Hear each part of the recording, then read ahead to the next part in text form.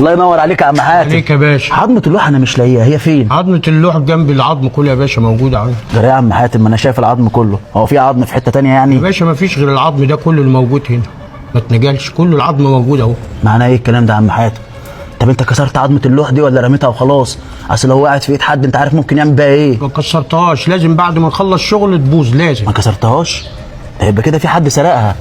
انت عارف لو وقعت في ايد حد ممكن يبهدل اي حد بيها. طب خلي بالك من اللحمه عقبال ما اجيلك يا عم حاتم. اهو يا عم علي العظمه اللي انت وريتها لي في الفيديو. حد شافك يا مصطفى وانت بتجيبها؟ لا يا عم علي محدش شافني، بس ده عظمه انت هتعمل بيها ايه؟ حتى ما فيهاش لحم. لا انا مش عايزك تسال كتير، انا عايزك تاخد ال 500 جنيه دي، ولا تقول لحد ان انت جبت لها عظم ولا ان انت شفتني اصلا، ماشي؟ هي ال 500 جنيه دي بتاعتي يا عم علي؟ دي العيديه بتاعتك يا مصطفى، كل سنه وانت طيب. عايز حاجه؟ لا